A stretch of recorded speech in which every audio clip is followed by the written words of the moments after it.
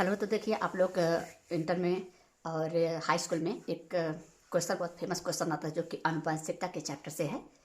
तो वो क्वेश्चन है, मेंडल के नियमों की व्याख्या कीजिए, या मेंडलवाद पर विस्तृत टिप्पणी लिखिए, या मेंडल के द्विगुणित संकरण प्रयोगों का उदाहरण से वर्णन कीजिए, या मेंडल के स्वतंत्र अभिवन के नियम को समझाइए, या मेंडल का लक्षणों के पृथक्करण का नियम क्या है, इसे युग्मकों की शुद्धता का नियम क्यों कहते हैं, या मेंडल के पृथक्करण के नियम को उपयुक्त रेखा चित्रों की सहायता से वर्णन कीजिए।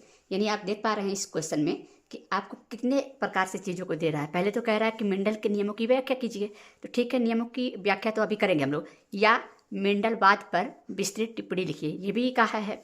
मतलब कि सब जहाँ या है वो सब एक ही क्वेश्चन है। तो आइए सबसे पहले शुरुआत करते हैं कि ये क्या है एक्चुअली में।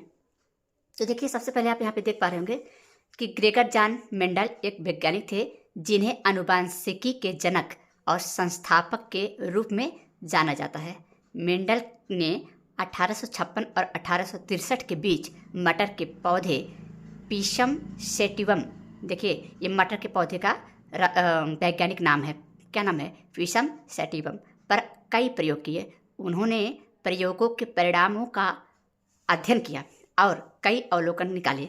इस प्रकार वंशानुक्रम के नियम या मेंडल के वंशानुक्रम के नियम अस्तित्व में आए। मेंडल के आनुवंशिक या वंशानुक्रम के नियमों के बारे में जानने से पहले यह समझना महत्वपूर्ण है कि मेंडल द्वारा किए गए प्रयोग क्या थे। तो आप लोगों को फिगर में भी दिख रहा होगा कि मेंडल साहब के जस्ट राइट साइड में आप देखेंगे तो वहाँ पे मटर दिख रहा होगा। तो इसके बारे में हम लोग थोड़ी सी चर्चा करेंगे। आगे आइए, आगे हम अगर देखें तो यहाँ पर हमारे पास में एक यहाँ पे दिखेगा मटर के पौधों पर मेंडल के प्रयोग। ठीक है, ये आप एक हेडिंग समझ लीजिए कि आप अगर एग्जाम में ऐसा क्वेश्चन आता है, देखने को पक्का मिलेगा। तो ऐसे आप डालेंगे यहाँ पे हेडिंग कि मटर के पौधों पर मेंडल के प्रयोग। मेंडल ने सावधानीपूर्वक अध्ययन के बाद कई कारणों से मटर के पौधों का चयन किया। अब क्या क्या कारण थे, आखिर ये भी क्वेश्चन आता है, नीट में ऐसे क्वेश्चन देखने को मिले हैं कि आखिरकार में मटर के ही पौधों को उन्होंने अपने प्रयोग में क्यों सेलेक्ट किया। तो देखिए, मटर के पौधों को उगाना और उनका रख रखाव करना आसान काम होता है, हम भी जानते हैं। अच्छा, इसमें कई स्पष्ट रूप से भिन्न और विरोधाभासी चरित्र हैं। किनमें? मटर के पौधों में। मटर का पौधा एक वार्षिक पौधा है, यानी कि आप लोग जानते हैं इन्हीं जाड़े के मौसम में, ठंडी के मौसम में लगाई जाती है, फिर अगले बार भी इसी ठंडी के महीने में लगाया जाएगा। तो वार्षिक पौधा है और कम समय में पौधों की कई पीढ़ियों का अध्ययन किया जा सकता है। अब जरा सोच के देखिए कि अगर जो मेंडल थे वो का जो कि शीशम का पेड़ होता या फिर आम का वृक्ष होता तो क्या होता वहाँ पे, वो चूँकि एक वार्षिक तो होता नहीं, बहुवार्षिक होते हैं, तो उनके एक पीढ़ी को पता करने में लाइफ गवा देते और उनको प्रथम पीढ़ी, द्वितीय पीढ़ी, जहाँ पर हम मटर के पौधों में एक पीढ़ी से दूसरी पीढ़ी चेक करने के लिए हम लोग क्या करते हैं, एक ही वर्ष का इंतजार करना पड़ता है। फिर दूसरा से तीसरा पीढ़ी करना होगा तो दूसरा वर्ष इंतजार करना पड़ेगा, फिर तीसरा से चौथा करना पड़ेगा तो तीसरी वर्ष का इंतजार करना पड़ेगा। ऐसे होता है, यानी कि 3-4 वर्षों में हम चार वर्षों में 4 पीढ़ियों का हम अध्ययन कर लेंगे। जबकि और पेड़ पौधों में ऐसा चीज़ें नहीं है, क्योंकि वो कई सालों तक रहते हैं। इनका एक ही पीढ़ी खत्म होते होते इंसान का ही पीढ़ी खत्म हो जाती है। तो मटर प्राकृतिक रूप से स्वपरागण करने वाली होती है, यानी कि इनमें क्या होता है, ऑटोपोलिनेशन होता है, लेकिन इसे पर परागण भी किया जा सकता है। यानी कि स्वपरागण क्या होता है, एक ही पुष्प में नर वाला भाग भी रहेगा और एक ही उसी पुष्प में मादा वाला भी भाग होगा। तो स्वपरागण तो मटर में होती है, लेकिन पर परागण कैसे कराई जा सकती है। आप बताइए, मटर के 2 पुष्प रहें, एक पुष्प में नर वाला भाग रहेगा और मादा वाला भाग रहेगा, और इसी तरीके से मटर के दूसरे भी पौधों में एक नर वाला भाग रहेगा और एक मादा वाला भाग रहेगा।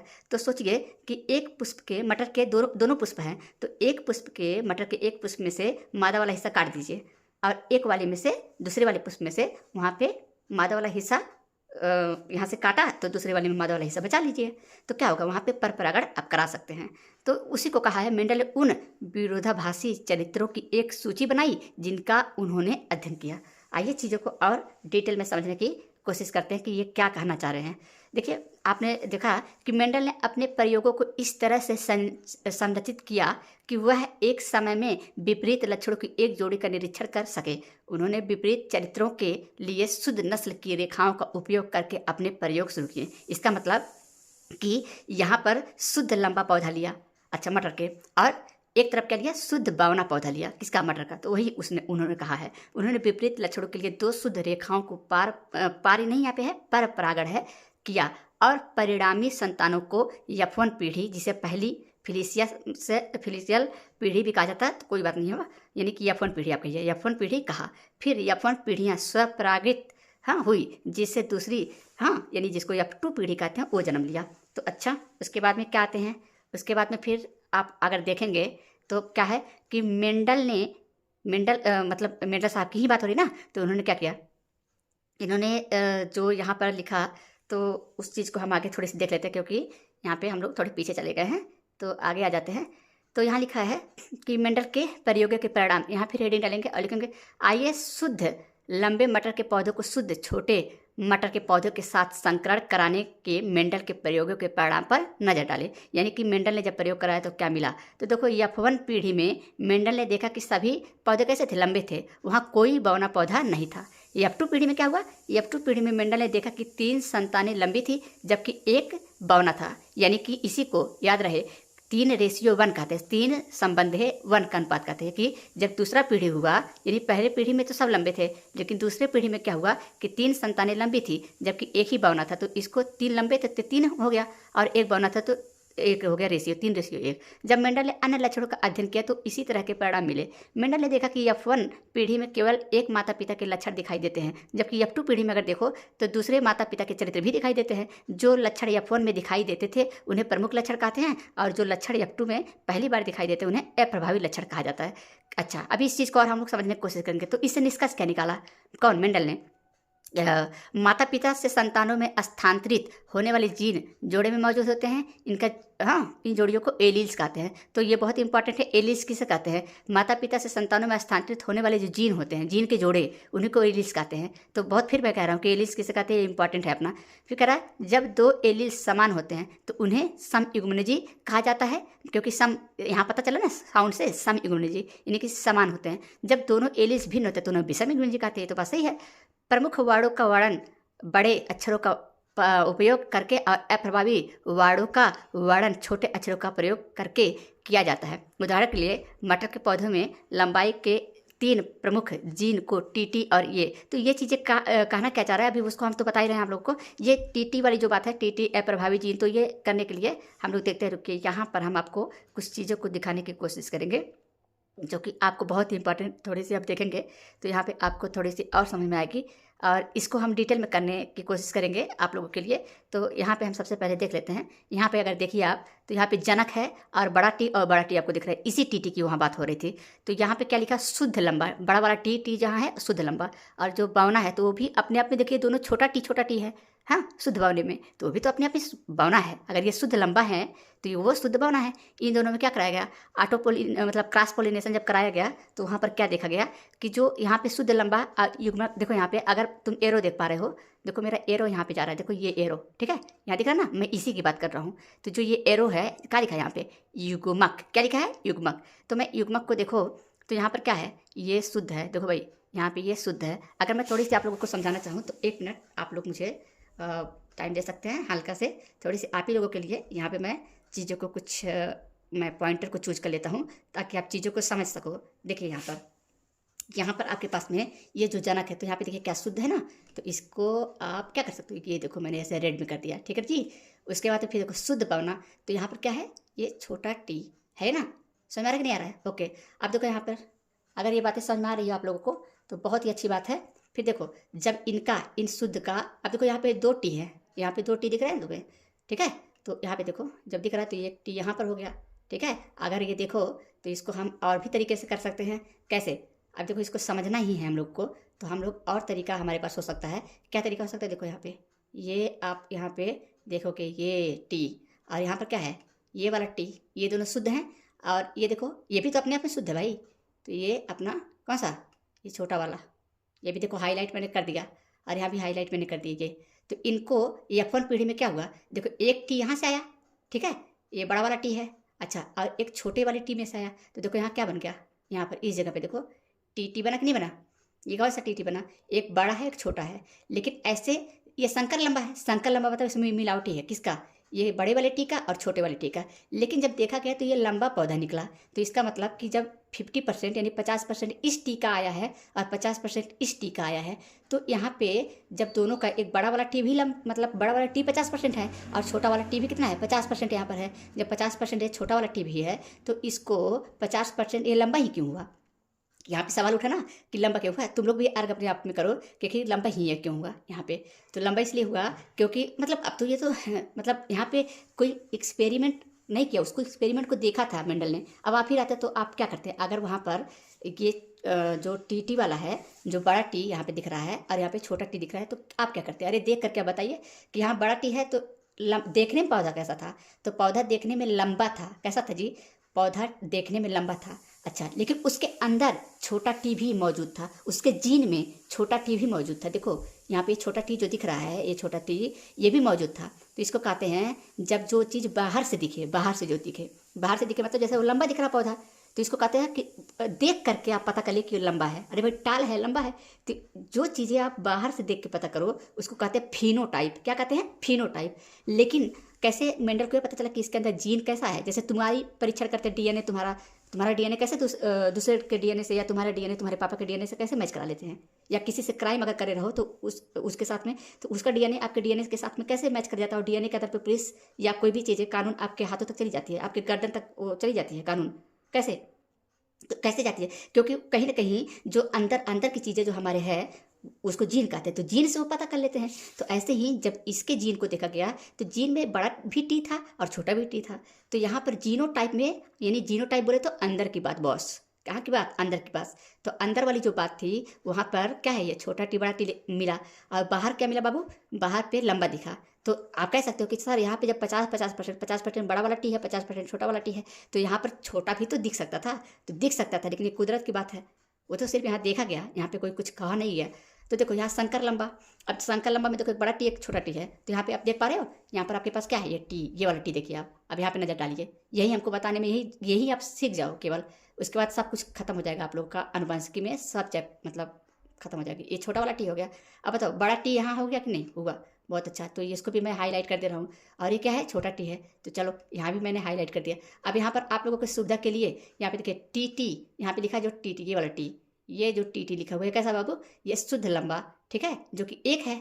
और यहाँ पर देखो, यहाँ पर टी जो मिलावटी वाला मिला, वो हमको कितना मिला था? 2 मिला था। कितना मिला था? 2 मिला था। लेकिन देखो यहाँ पे तो ठीक है, यहाँ पर इस वाले में देखो, इस पहले वाले में, ये जहाँ पे अभी मेरा एरो चल रहा है ये वाला, है ना, ये टी शुद्ध लंबा है तो बात समझ में आता है। लेकिन इस टी में जो सेकंड वाला यहाँ पे जो दिख रहा है, यहाँ पर इस टी में क्या है बाबू? इसमें जहाँ पे थोड़ी सी रोटेट हरकत हो रही है, वहाँ पे आप देखो वहाँ पर क्या हो रहा है। वहाँ पर अगर बुद्धि लगाओ तुम लोग तो यहाँ बड़ा टी है, छोटा टी है, तो यानी संकर है। संकर में मिलावटी, यहाँ बड़का भी टी 50% है और छोटा वाला भी टी 50% है। तो बताओ तुम लोग कि यहाँ पे तब लंबा इसको नहीं दिखना चाहिए था। इसको अगर आप कह रहे हो कि लंबा दिख रहा है सर, तो हम कह सकते थे, कल को आर्ग्यूमेंट ला सकते थे कि छोटा भी दिख सकता है। लेकिन यहाँ पर जो बड़का टी है उस छोटा टी को दबा दिया है, तो इसलिए मतलब कि कौन प्रभावी है? बड़ा वाला टी प्रभावी है और छोटा वाला टी बेटा अप्रभावी है। अगर छोटा वाला टी प्रभावी रहा होता तब आज ये पौधा लंबा जो यहाँ दिखा है ना, ये दिखा है 2 लंबे हैं, है यहाँ पे देखो, मैं यहाँ हाईलाइटर से देखो ये 2 लिखे ना, ये दिखते 2 बौने। लेकिन यहाँ पे बड़ा वाला टी प्रभावी है और छोटा वाला टी अप्रभावी है। इसी को मेंडल ने प्रभाविता का नियम कहा था। वेरी वेरी वेरी इंपॉर्टेंट चीज, इसी को मेंडल ने प्रभाविता का नियम कहा था। और देखो, और एक केवल ऐसा मिला जो ये वाला छोटा वाला टी, यहाँ पे ये जो छोटा टी है वो शुद्ध मिला, शुद्ध भावना मिला। तो शुद्ध भावना 1 मिला और शुद्ध लंबा 1 मिला।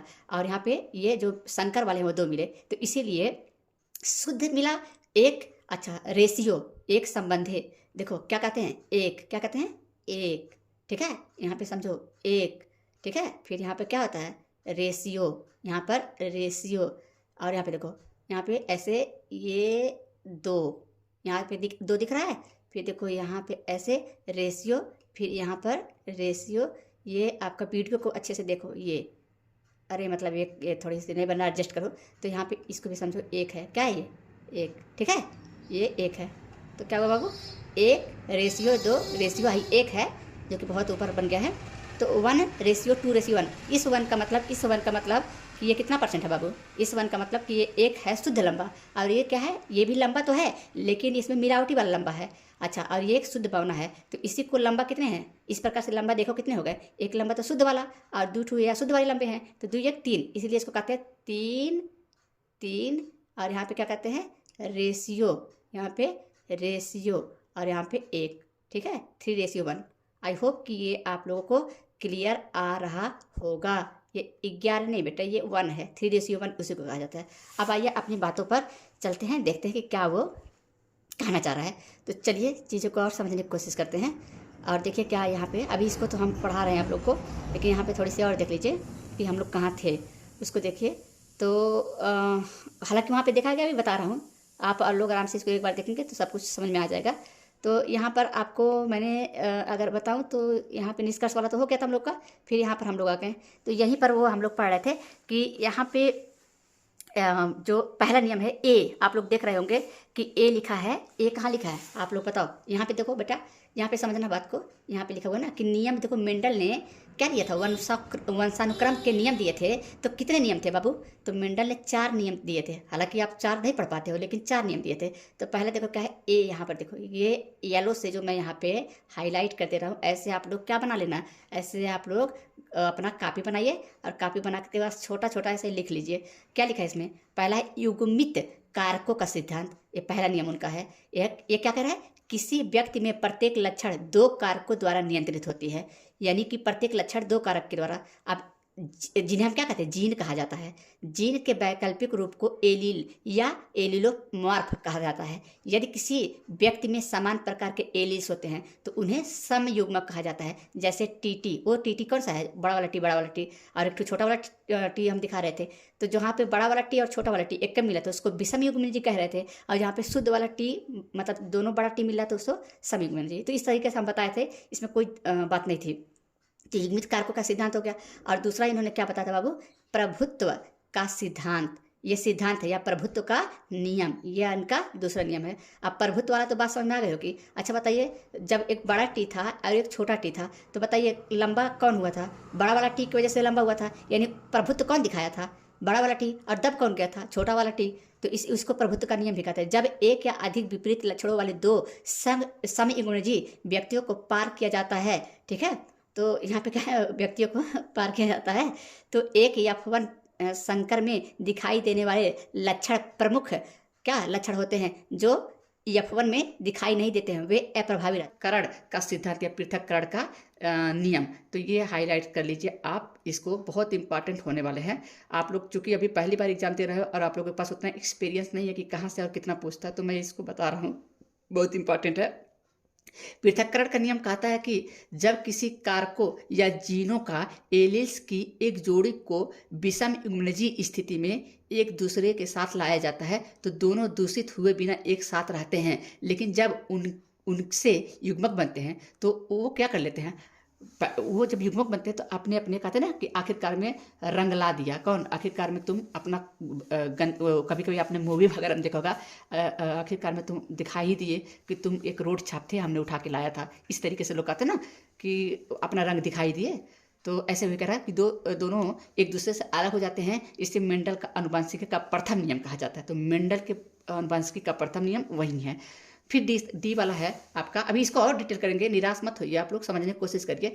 ये स्वतंत्र, जितना मैं पढ़ा रहा हूँ उतना, ये शायद उससे भी ज़्यादा मैं पढ़ा रहा हूँ, जो आप लोगों में है उससे भी कहीं ज़्यादा पढ़ा रहा हूँ। अभी आप लोगों को लग रहा है कहाँ का दुनिया की बात बता रहे हैं, तो आप पहले समझ तो लो।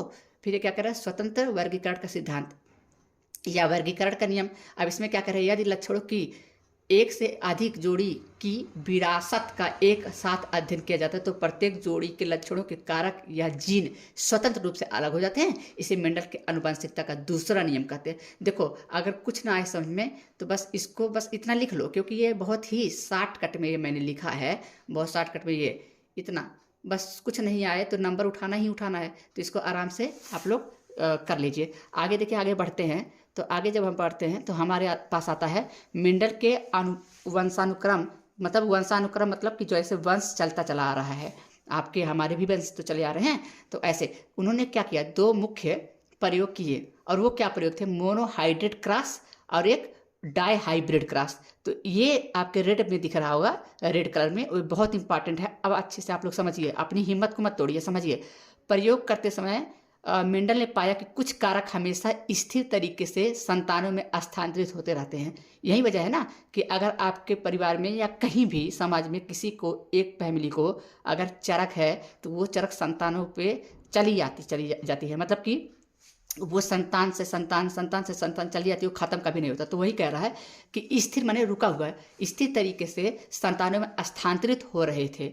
उन कारकों को अब जीन कहा जाता है। तो उसी को जीन कहते हैं, यानी कि जीन इनका अब मतलब सही नहीं होगा, यानी कि वैसे ही रहेगा। इसीलिए कहते हैं कि वंशानुक्रम वाला चीज़ कभी खत्म नहीं होती। अर्थात जीन को वंशानुक्रम की इकाई कहा जाता है। वंशानुक्रम की इकाई कहा जाता है किसको? जीन को। क्योंकि अगर यही जीन खत्म हो गए होते तो फिर वंश में, यानी अगले वंश में उच्चारक नहीं होता, पर हो रहा है। मेंडल ने मटर के पौधों पर प्रयोग किया और पौधों में 7 मुख्य विपरीत लक्षणों का पर विचार किया।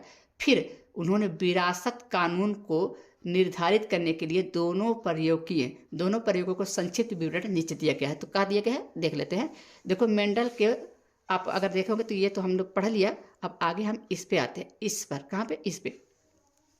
इस प्रयोग में मेंडल ने विपरीत लक्षणों वाले मटर है ना, 2 मटर के पौधे, एक छोटा और एक लंबा, यानी एक मटर का पौधा छोटा था और एक मटर का पौधा लंबा था, लिया और उन्हें क्या किया? उस पर परीक्षण, वो पार नहीं किया, उसको कहते उसको उन्होंने क्या किया? परीक्षित किया, यानी देखा, प्रयोग उन पर किया।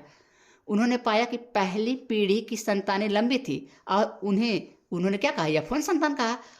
फिर उन्होंने F1 संतान को क्या किया? उस पर जब परीक्षण किया, यानी कि जब उस पर परीक्षण किया तो क्या देखा? यानी कि प्रयोग किया। पार वहाँ पे जो लिखा है वो बाय मिस्टेक हो गया है, प्रयोग वहाँ होना चाहिए। उन्होंने प्रयोग किया और देखा कि 3 संबंधे 1 के अनुपात में लंबे और छोटे, हाँ, दोनों पौधे प्राप्त हुए। तो इसको तो अभी इससे पहले हम बताए हैं।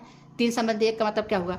मोनोहाइब्रिड क्रॉस की परिभाषा क्या है? देखो, मोनोहाइब्रिड क्रॉस है, एक मोनोहाइब्रिड क्रॉस समयुग्मनजी जीनोटाइप वाले 2 व्यक्तियों का संकर है, जिसके परिणाम स्वरूप एक निश्चित अनुवांशिक लक्षणों के लिए विपरीत फिनोटाइप होता है।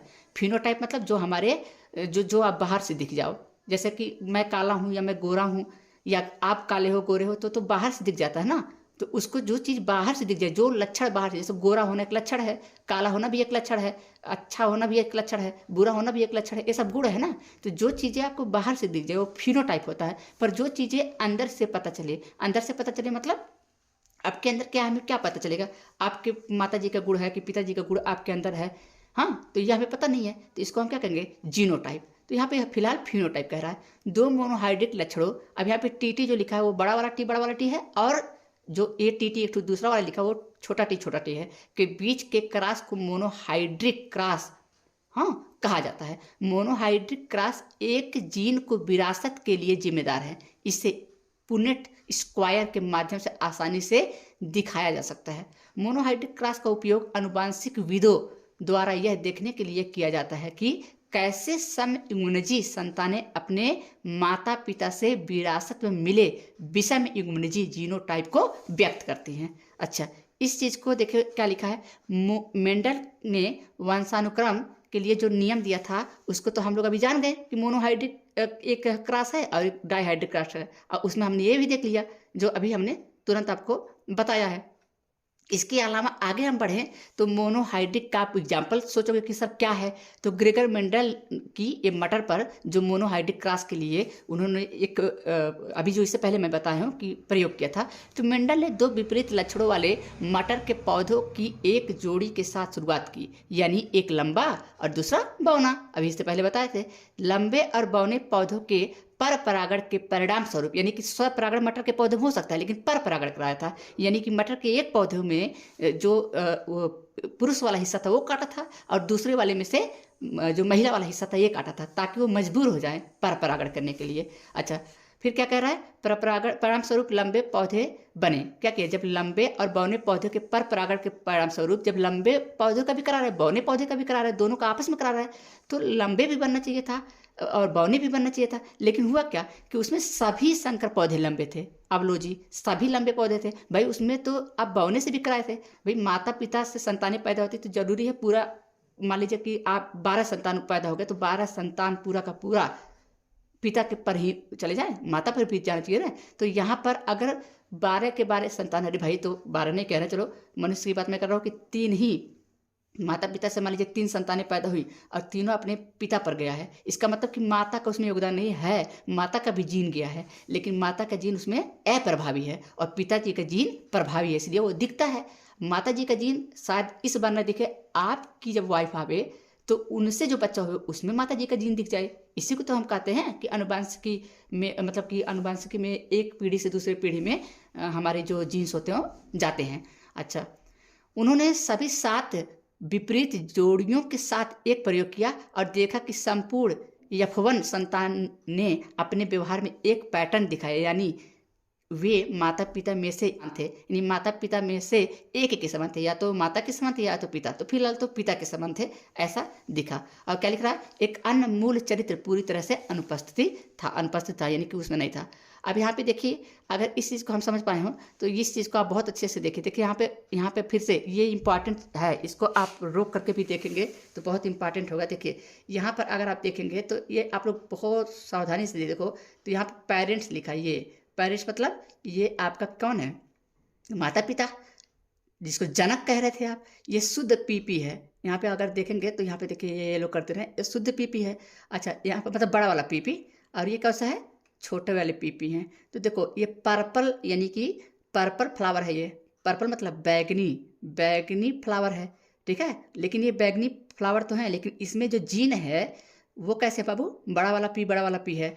और यहाँ पर क्या है, ये वाइट फ्लावर है, क्या है, ये वाइट फ्लावर है। तो जो ये वाइट फ्लावर है ये वाला, इसके जीन क्या है, इसके जीन छोटे पी हैं। जब इनको कराया गया तो इनमें से देखो ये वाले, ये जो यहाँ पे दिख रहा है, इसका बड़ा वाला पी यहाँ पर आया है, देखो ये यहाँ पे मैं ऐसे कर दे रहा हूँ।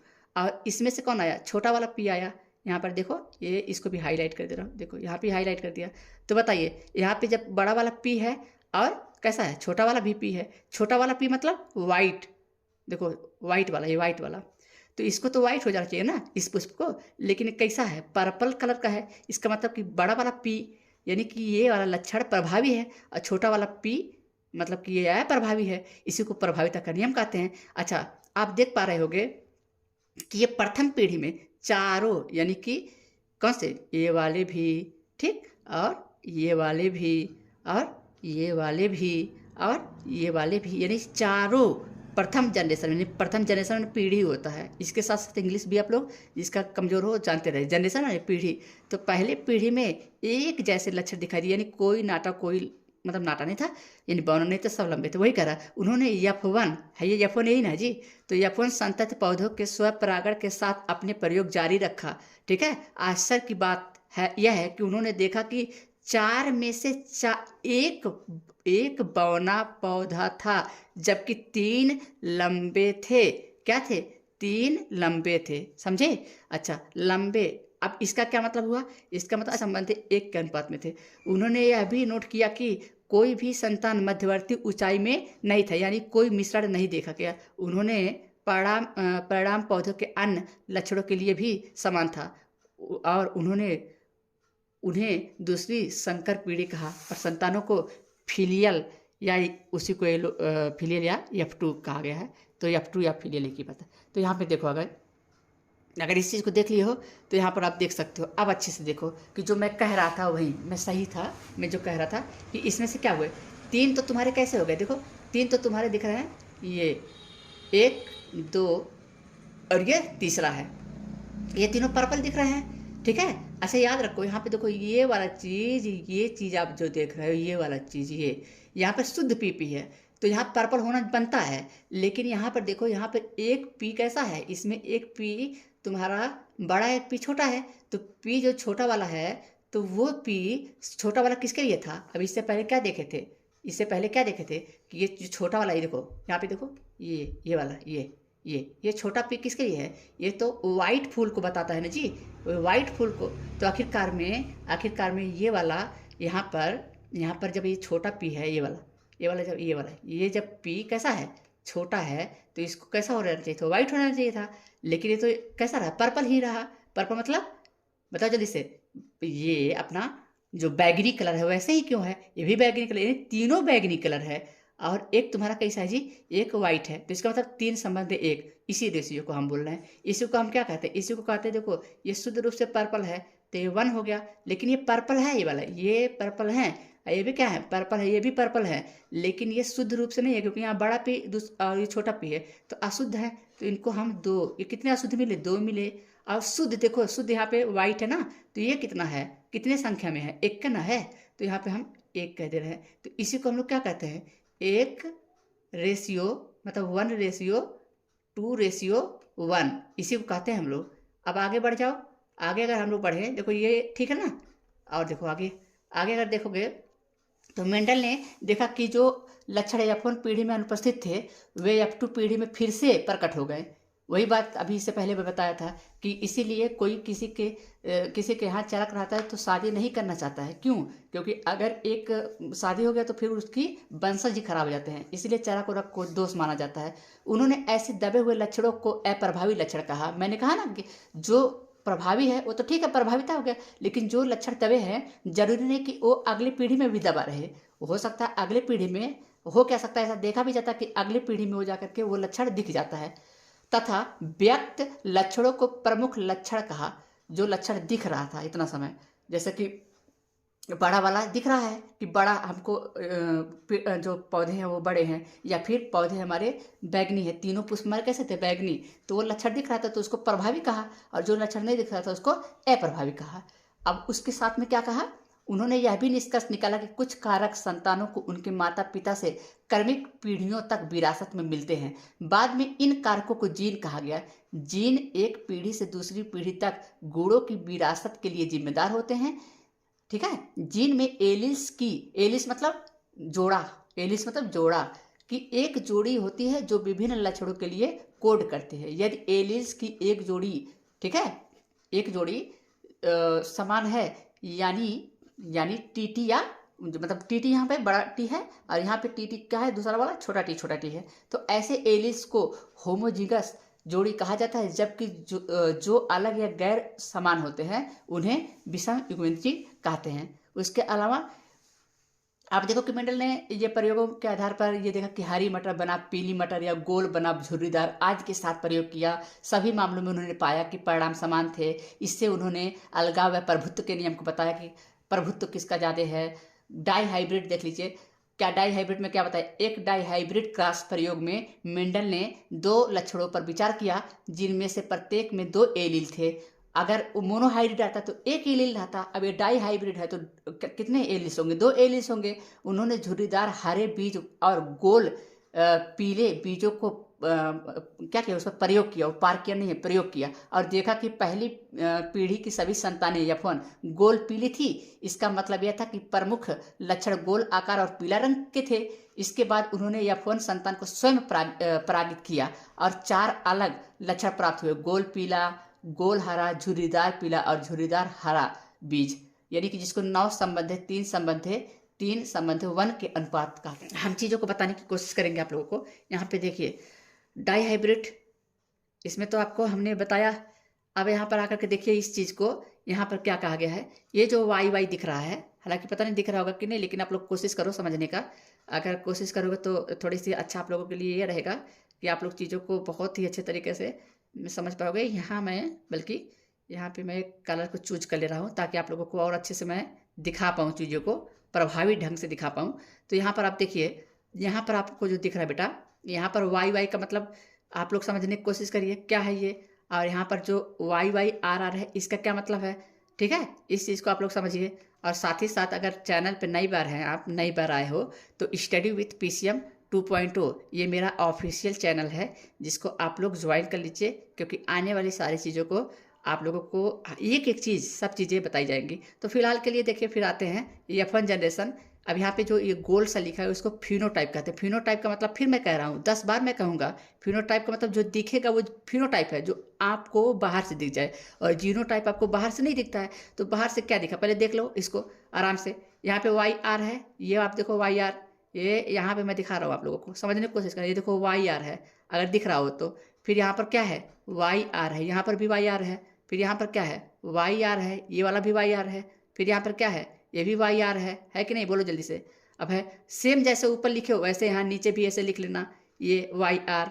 फिर देखो ये वहाँ वाई आर है, यहाँ पर भी देखो वाई आर, ये है कि नहीं है, ठीक है। फिर यहाँ वाई आर है तो यहाँ भी क्या है वाई आर। फिर देखो जैसे जैसे यहाँ पे आप देखो, यहाँ पे छोटा वाई और छोटा आर था, तो तुम यहाँ क्या करोगे, छोटा वाई छोटा आर यहाँ पे ले लोगे कि नहीं। अब ले लिया, अब गुणा सिंपल करो, देखो वाई आर है, देखो वाई वाई आर आर, तो वाई वाई आर आर हो गया। फिर ये वाई वाई आर आर यहाँ पर हो गया। फिर इसी का गुणा इसमें कर दो, इसमें। फिर इसका गुणा किसमें कर दो बेटा, इसी का गुणा कर दो इसमें कर दो, तो क्या होगा ये मिलेगा। फिर देखो अब इसका गुणा इसमें करोगे तो ये मिलेगा। फिर इसका गुणा इसमें करोगे तो ये मिलेगा। फिर इसका गुणा इसमें करोगे तो ये मिलेगा। और इसका मल्टीप्लाई यानी गुणा करोगे इसमें तो ये मिल जाएगा तुम्हें। फिर क्या करोगे, ये तीसरे पाओगे तो वाई का मतलब ये वाई आर का इसमें करोगे तो ये मिल जाएगा तुम्हें। फिर इसका इसमें करोगे इसमें तो ये तुम्हें मिल जाएगा, ये वाला मिल जाएगा। फिर इसका गुणा फिर इसमें करोगे तो तुम्हें क्या मिल जाएगा, ये वाला चीज़ मिल जाएगा, ये वाला चीज़ मिल जाएगा, ठीक है। फिर इसका गुणा लास्ट वाली इसमें करोगे यानी कि इसमें करोगे इसमें, तो तुम्हें क्या मिल जाएगा, तुम्हें ये मिल जाएगा, ये चीज़ें मिल जाएंगी, ये वाला, ठीक है। उसके बाद फिर ये अगर दिख रहा हो तो ठीक है, नहीं दिख रहा तो एडजस्ट करो। फिर इसका इसमें करोगे तो क्या मिल जाएगा, ये वाला मिल जाएगा, ये, ठीक है जी। उसके बाद फिर इसका इसमें मिल जाएगा, तो मल्टीप्लाई करने पे ये मिलेगा आपको, ये वाला, हालांकि ये दिख नहीं रहा होगा। और इसका इसमें मिलेगा तो ये बन जाएगा, ये दिख रहा होगा आप लोग को। फिर इसके बाद में क्या होता है, फिर इसका लास्ट वाले का इसमें मिलेगा तो ये बनेगा। अब देखो तुम लोग कि यहाँ पे जो हमारे पास में शुद्ध रूप से ये जो 9 लिखा है वो क्या है, येलो वाला गिनो, 1 2 3 4 5 6 7 8 है। और ये 9, ये 9 ऐसे है जो गोल है, ये 9 है गोल। और देखो यहाँ पर ऐसा है, ये जो येलो है और जो ये येलो है, ये येलो है, ये 3 येलो तो हैं लेकिन ये झुर्रीदार हैं। तो यहाँ पर देखो ये कितने संख्या में 3 है, तो यहाँ पे 3 दिखाया गया है। और यहाँ पर तुम्हारे पास में ये ग्रीन वाले कैसे हैं, ये देखो ग्रीन है और राउंड में है, मतलब गोल है और हरे हैं। तो यहाँ पर भी गोल हरे, और ये क्या है गोल हरे, तो गोल हरे की संख्या 3 है। और जो झुर्रीदार और हरा है उसकी संख्या सिर्फ देखो यहाँ पे एक बार है। इसी को क्या कहा गया है, इसी को कहा गया है कि ये 9 संबंधित 3 संबंधित 1 का अनुपात है। तो ये समझ में आ गया हो। अब इस चीज़ को हम आगे अगर आप लोग देख पा रहे हो तो इसको एक बार देखिए, इसको मैं दिखा दे रहा हूँ, ये आप लोग लिख लीजिएगा, वीडियो को पॉज करके इसको लिखिएगा। और ये एग्जाम में बहुत ही इंपॉर्टेंट होंगे। और सबसे ज़्यादा जो नियम है, देखिए प्रभुत्व का नियम आप देख पा रहे होंगे, एक बार इसको पॉज करके देख लीजिए। ये प्रभुत्व का नियम, इसको ऐसे ही एग्जाम में लिख लेना है। और उसके बाद में फिर आपके पास में पृथक्करण का भी नियम पूछता है, बहुत इंपॉर्टेंट नियम है। तो वीडियो को पॉज करके इसको भी बस इतना ही याद करना है। उसके बाद में क्या लिखना है, इस पृथक्करण के नियम में यही वाला लिखना है। देखो पृथक्करण में ये वाला, ये पृथक्करण में लिख देना है, ठीक है। मतलब पृथक्करण देखो ये को बता रहे हैं, ये पृथक्करण का नियम है, इसको लिख करके उसके बाद फिर क्या करना है, उसका ये डायग्राम आप बना लेना, ठीक है।